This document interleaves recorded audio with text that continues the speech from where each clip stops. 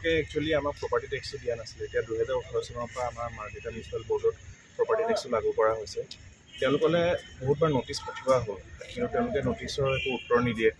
তেওঁলোকে যদি টেক্স দিব পৰা নাই, কিয় দিব পৰা নাই সেইটোৰো একো উত্তৰ নিদিয়ে। চ' ফাইনেলি আমি 31 তাৰিখৰ দিনা ফাইনেল ন'টিছ এখন আমি পঠালোঁ, ষ্টেটিং ডেট যদি তেওঁলোকে যদি এইটো কৰিব নোৱাৰে দেন 10 দিনৰ সময় দিয়া গৈছে। যদি একো গ্ৰহণযোগ্য উত্তৰ নাপায় তেতিয়াহ'লে ফেক্টৰীটো চিল কৰাব। তেওঁলোকৰ আপোনাৰ দিবলৈ বাকী আছে এৰাউণ্ড 5 lakhs rupees। চ' এতিয়া সেইকাৰণে 10 দিনটো উকলি গ'ল আৰু সেইকাৰণে আজি 12 তাৰিখৰ দিনা ফেক্টৰীটো তেওঁলোকক চিল কৰি দিয়া হৈছে। যদি তেওঁলোকে যদি এমাউণ্টটো টেক্সৰ এমাউণ্টটো যদি কাইলৈ ভিতৰতো যদি তেওঁলোকে জমা দিব পাৰে তেতিয়াহ'লে আমি মিউনিচিপেল বৰ্ডে কাইলৈ ভিতৰত আমি চিলটো খুলি দিম। ফেক্টৰীৰ লগত গেছ পাইপো সংযুক্ত হৈ আছে আৰু ইলেক্ট্ৰিচিটি কানেকশ্যনো আছে, কাটি দিয়া ন'টিছ দি পঠিয়াব নেকি তেখেতে? নাই, এতিয়াতো সদ্যহতে অকল ফেক্টৰীটো এনেকৈ বন্ধ কৰি দিয়া হ'ল, বাকীখিনি আমি কৰি কৰা নাই। জাষ্ট মানে তেওঁলোকৰ যিখিনি মুভেবল মেটেৰিয়েলছ, সেই ফেক্টৰীৰ যিখিনি নিজৰ মুভেবল মেটেৰিয়েল সেইখিনি তেওঁলোকে ক'তো লৈ যাব নোৱাৰে। সেইটো কাৰণে তেওঁলোকৰ বৰ্তমান এতিয়া অফিচ ৰুমটো চিল কৰা হৈছে, যাতে তেওঁলোকে তাৰ পৰা একো ফাইল উলিয়াব নোৱাৰে। ৱে ব্ৰিজটো চিল কৰি দিয়া হৈছে, ষ্ট'ৰ ৰুম আৰু লগতে তেওঁলোকৰ যিখন মেইন গেট সেইখন চিল কৰি দিয়া হৈছে।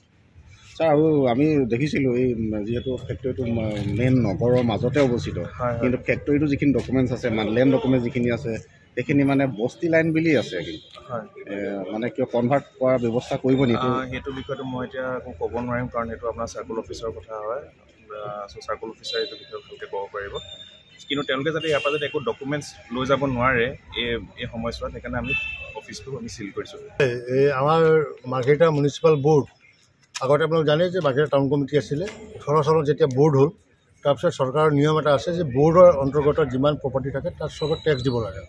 সেই হিচাপে আমি ইয়াত এছেছমেণ্ট কৰি পেলাই তেওঁলোকক ডিমাণ্ড দিয়া হ'ল 2018 চনত, আৰু তেতিয়াৰ পৰা তেওঁ বিভিন্ন অজুহাত দেখুৱাই পেলাই টেক্সটো দিয়া নাছিলে। আজি 6 মাহমান আগতে মই তেখেতৰ লগত ব্যক্তিগতভাৱে বহি পেলাই তেওঁৰ লগত আলোচনাত মিলিত হ'লোঁ। তেওঁ ক'লে যে আমাৰ এছেছমেণ্টটো ভুলকৈ হৈছে। তাৰপিছত তেওঁলোকৰ ৰিপ্ৰেজেণ্টেটিভ আমাৰ ইঞ্জিনিয়াৰ মিলি পেলাই ৰিএছেছমেণ্ট কৰিলে। ৰিএছেছমেণ্ট কৰি পেলাই তেওঁক ডিমাণ্ডটো দিয়া হ'ল। সেই ডিমাণ্ডটো তেওঁক দিবলৈ নিদিলে। ফলত লাষ্ট আমি যোৱা 1 তাৰিখে এটা ন'টিছ দিলোঁ যে 10 দিনৰ ভিতৰত যদি পইচাটো নিদিয়ে আমি বিহিত ব্যৱস্থা গ্ৰহণ কৰিম। আৰু সেই হিচাপে আমি কপিটো আমি কেছটো চিভিল এডমিনিষ্ট্ৰেটৰক চমজাই দিলোঁ।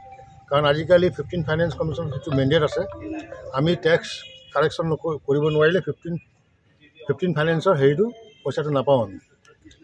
তো তাৰ কাৰণে আমি এইটো কৰিবলৈ বাধ্য হ'লোঁ।